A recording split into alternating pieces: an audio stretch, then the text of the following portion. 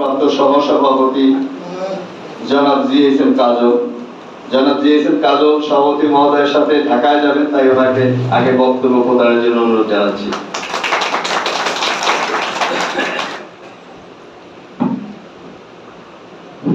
আসসালামু আলাইকুম। বঙ্গবন্ধু সৈনিক লীগ বরগুনা জেলা কর্তৃক আয়োজিত আজকের এই বিশেষ বক্তৃতা সভার সম্মানিত প্রধান অতিথি জাহাঙ্গীর কবির, বাংলাদেশ আওয়ামী লীগ বরগুনা জেলা শাখা সংগ্রামী সাধারণ সম্পাদক, মঞ্চ উপবিষ্ট বঙ্গবন্ধু সৈনিক লীগ কেন্দ্রীয় কার্যনির্বাহী কমিটির সংগ্রামী সভাপতি বীর মুক্তিযোদ্ধা আলহাজ হারুন রশিদ সিআইপি, মঞ্চ উপবিষ্ট বঙ্গবন্ধু সৈনিক লীগ কেন্দ্রীয় কার্যনির্বাহী কমিটির সাধারণ সম্পাদক, আমাদের অত্যন্ত প্রিয় নেতা, যুব সমাজের যাকে আইকন হিসাবে অনেকে চিহ্নিত করেছেন, আমরাও মনে করি আমাদের প্রিয় নেতা তামজিদ বিন রহমান তুর্য, মঞ্চ উপবিষ্ট বঙ্গবন্ধু সৈনিক লীগ কেন্দ্রীয় কার্যনির্বাহী কমিটির বিভিন্ন পর্যায়ের নেতৃবৃন্দ, বঙ্গবন্ধু সৈনিক লীগ কেন্দ্রীয় কার্যনির্বাহী পক্ষ থেকে আপনাদের সবাইকে সংগ্রামী অভিনন্দন, রক্তিম শুভেচ্ছা। সাথী বন্ধুরা, আপনারা অবগত আছেন এই বঙ্গবন্ধু সৈনিক লীগ কিন্তু দীর্ঘদিন থেকেই বাংলাদেশ আওয়ামী লীগের সাথে আন্দোলন সংগ্রামে শরীক হয়ে কাজ করে আসছে। বঙ্গবন্ধু সৈনিক লীগ 1995 সালের 15ই আগস্ট বাঙালি জাতির সর্বকালের সর্বশ্রেষ্ঠ সন্তান জাতির পিতা বঙ্গবন্ধু শেখ মুজিবুর রহমানের হত্যাকাণ্ডের বিচারের কার্যক্রম দ্রুত শুরু করার দাবি নিয়ে 1995 সালের 15ই আগস্ট যাত্রা শুরু করে। সেই থেকে অদ্যাবধি পর্যন্ত বাংলাদেশ আওয়ামী লীগের সকল কর্মকাণ্ডে অংশগ্রহণ করে বঙ্গবন্ধু সৈনিক লীগ আজকে উজ্জীবিত, আলোকিত। সেই কারণেই গত বছর 2022 সালে 18ই নভেম্বর মাননীয় প্রধানমন্ত্রী জননেত্রী শেখ হাসিনার নির্দেশ ক্রমে বাংলাদেশ আওয়ামী লীগের সাধারণ সম্পাদক, আমাদের শ্রদ্ধাভাজন প্রিয় নেতা ওবায়দুল কাদের, বাংলাদেশ আওয়ামী লীগের কেন্দ্রীয় কমিটির সংগ্রামী প্রচার ও প্রকাশনা সম্পাদক ডক্টর আব্দুল সোবহান গোলাপের নেতৃত্বে সহযোগিতা আমরা বঙ্গবন্ধু সৈনিক লীগের একটি জাতীয় সম্মেলন অনুষ্ঠিত করতে সক্ষম হয়েছি।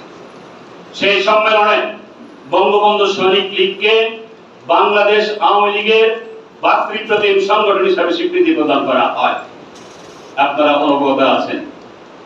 অতএব সেই সম্মেলনে বক্তৃতায় ওবায়দুল কাদের এবং গোলাপ সাহেব ঘোষণা করেছেন আজ থেকে বঙ্গবন্ধু সৈনিক লীগ বাংলাদেশ আওয়ামী লীগের ভাই ভাতৃপ্রতিম সংগঠন।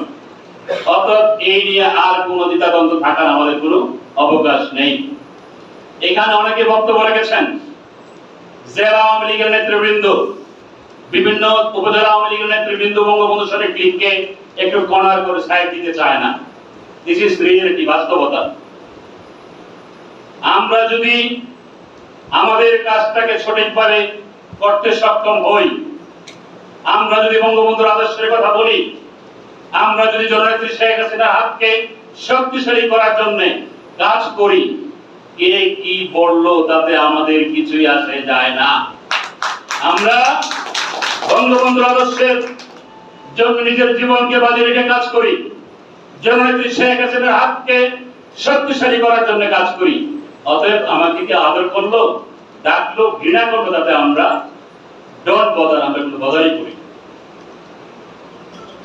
আমাদের নেতা এখানে আছেন জাহাঙ্গীর সাহেব, বিনীতভাবে আমরা অনুরোধ করবো কেন্দ্রীয় কমিটির পক্ষ থেকে, আজ থেকে আপনি এই বঙ্গবন্ধু সৈনিক লীগ বরগুনা জেলা কমিটিকে আপনিও ভাতৃপ্রতিম সংগঠন হিসেবে আপনার বুকে টেনে নেবেন, এই বিশ্বাস আশা আমি ব্যক্ত করি। সাথী বন্ধুরা, আজকে আমাদের সংগ্রামী সভাপতি বীর মুক্তিযোদ্ধা আলহাজ হারুন রশিদ সিআইপি বক্তব্য রাখবেন। মূল বক্তব্য রাখবেন বঙ্গবন্ধু সৈনিক লীগ কেন্দ্রীয় কার্যনির্বাহী কমিটির সংগ্রামী সাধারণ সম্পাদক তামজিদ বিন রহমান তুর্য। আমি বক্তব্য দীর্ঘায়িত করবো না, কারণ বক্তব্য দিলে অনেক সময় লাগে, যেহেতু বক্তব্য দেই সেই কারণে বক্তব্য দিতে গেলে আর বক্তব্য ছাড়তে ইচ্ছা করে না। এটা একটা বাজে লক্ষণ, বাজে অভ্যাস। হ্যাঁ, বাজে অভ্যাস, ঠিক আছে।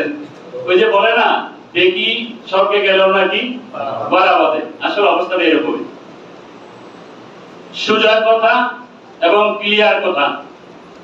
বঙ্গবন্ধু সৈনিক লীগের প্রতিটা নেতা কর্মী বঙ্গবন্ধুর আদর্শ বুকে লালন করে ধারণ করে।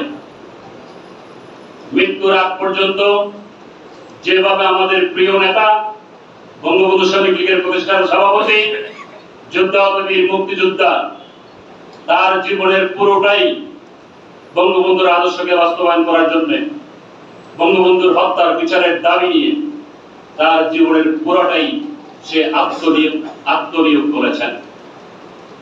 মৃত্যুর বরণের আগের দিন আমার সাথে সকালবেলা ওনার কথা, একজন সুস্থ মানুষ আমাকে বলল, কাজল,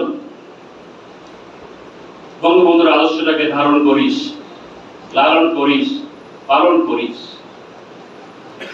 ওই দিনই রাতের বেলা 2টা শুনলাম বন্ধুরক্ষণ নাই, কিন্তু এই আদর্শ, এই কথাগুলো মৃত্যুর আগ পর্যন্ত আমারও মনে থাকবে। এবং সেই হিসাবে আমি প্রতিজ্ঞাবদ্ধ, আমি বঙ্গবন্ধুর শ্রমিক লীগের সংগ্রামী প্রতিষ্ঠাতা সভাপতির মতো আমরাও যাতে সারা জীবন মৃত্যুর আগ পর্যন্ত সেই আদর্শ উদ্দেশ্যকে লালন করে কাজ করে যেতে পারি। আপনারাও যাতে সেইটাকে পালন করেন, কাজ করেন, সেই নিবেদন আবেদন আমারও থাকবে। সাথী বন্ধুরা, অনেকে উল্লেখ করেছেন এই বাংলাদেশে ইতিহাসে এমন কাজ কোন সরকারের আমলে চোখে পড়ে নাই। আপনারা বরগুনা থেকে ঢাকার উদ্দেশ্যে রওনা দিলে আগে সকালে ভোরে নামাজ পড়ে ঢাকার উদ্দেশ্যে রওনা দিলে রাতের এশারের আজান দিয়ে পড়তো ঢাকা। অনেক সময় ভোর রাত মানে অর্ধেক রাতও হয়ে যেত। আজকে ঢাকা থেকে রওনা দিয়ে সকালবেলা বরগুনা এসে নাস্তা করেন। কথাটা কি ঠিক? এখান থেকে রওনা দিয়ে ঢাকা গিয়ে দেশবন্ধু রেস্টুরেন্টে নাস্তা করেন। এরকম ঘটনা হচ্ছে না? এটা কি আমাদের প্রয়োজন না শেখ হাসিনার প্রয়োজন? আমাদের প্রয়োজনে, শেখ হাসিনাকে বাংলার মানুষের 18 কোটি মানুষের প্রয়োজনে, নিপীড়িত নির্যাতিত মানুষের প্রয়োজনে শেখ হাসিনার দরকার। অতএব আমরা আগামী নির্বাচনে শুধু নয়, যতদিন শেখ হাসিনা বেঁচে থাকবে ততদিন বাংলার প্রয়োজনে শেখ হাসিনা এই বাংলার মানুষের নিপীড়িত নির্যাতিত মানুষের দরকার। সেই কারণে যত উন্নয়নমূলক কাজ সংগঠিত হয়েছে এটা চিন্তাই করা যায় না। সেগুলো যারা অপপ্রচার করছেন তাদের পাল্টা জবাব দিয়ে এই বরগুনার বিভিন্ন গ্রামে গঞ্জে মা বোন ভাই বোনেরা যারা আছেন তাদের কাছে সেই উন্নয়নের চিত্র তুলে ধরতে হবে। আমাদের এটা আমাদের নৈতিক দায়িত্ব। যদি আমরা তুলে ধরতে ব্যর্থ হই তাহলে যা হওয়ার তাই হবে। অতএব যে বইগুলো আপনাকে দিয়েছে সেই বইগুলো পড়বেন, জানার চেষ্টা করবেন, জেলা আওয়ামী লীগের নেতৃবৃন্দের কাছ থেকে জানবেন, নিজে আদর্শ ধারণ করবেন। সেভাবে সামনের দিকে আপনাদের কাজ করে যেতে হবে। একটি কথা শুধু বলতে চাই, আমার এক বোন, সে কানাডা থাকে, তার এক ছোট বাচ্চা 12 বছর বয়স, মেয়ে, সে বাংলাদেশে আসছে বেড়াইতে। এই গত কিছুদিন আগের ঘটনা। তো বেড়াইতে আসলে স্বাভাবিক কারণেই বাংলাদেশের বিভিন্ন জায়গায় ঘুরতে যাইতে চায়। তো বললো যে সে ঘুরতে যাবে। আমি তাকে গাড়ি করে মিরপুর এয়ারপোর্ট দিকে নিয়ে গেলাম, ফ্লাইওভার দিয়ে। সে হা করে চতুর্দিকে দেখতেছে ফ্লাইওভারের দৃশ্য। জিজ্ঞেস করলাম, তুমি কোথায় আছো? বলে আমি মালয়েশিয়ায়। তার কাছে চিত্রটা মালয়েশিয়ার মতো মনে হয়েছে। সেখান থেকে এয়ারপোর্ট থেকে ঘুরে হাতির ঝিল হয়ে যখন আবার ফিরছি, জিজ্ঞেস করলাম, এখন তুমি কোথায় আছো? বলে সিঙ্গাপুর। একটা 12 বছরের বাচ্চার চোখে বাংলাদেশের উন্নয়ন ধরা পড়েছে। চিন্তা করা যায়, বাংলাদেশের মাটিতে পাতাল রেল, বাংলাদেশের মাটিতে এলিভেটেড এক্সপ্রেস, বাংলাদেশের মাটিতে পারমাণবিক বিদ্যুৎ কেন্দ্র, বাংলাদেশের মাটিতে কর্ণফুলী টানেল সহ এমন কোন গ্রাম, এমন কোন ইউনিয়ন, এমন কোন থানা, এমন কোন জেলা নাই যেখানে উন্নয়নের ছোঁয়া লাগে নাই। একটা দেশ অর্থনৈতিকভাবে সার্বিক উন্নয়ন করার প্রধান শর্ত হল যোগাযোগ ব্যবস্থার উন্নয়ন, যেটা জননেত্রী শেখ হাসিনা হাত দিয়েছেন এবং অল্প কিছুদিনের মধ্যে সেটা সম্পূর্ণ করবেন। অতএব আগামী নির্বাচনে আমাদের নিজেদের জীবনকে বাজি রেখে যেভাবে হোক এই জননেত্রী শেখ হাসিনাকে, নৌকা মার্কাকে, বঙ্গবন্ধুর আদর্শকে বাস্তবায়নের জন্য তাদেরকে ক্ষমতায় পুনরায় অধিষ্ঠিত করতে হবে। সেই বলে আমি আমার বক্তব্য এখানে শেষ করছি। জয় বাংলা, জয় বঙ্গবন্ধু, বাংলাদেশ চিরজীবী।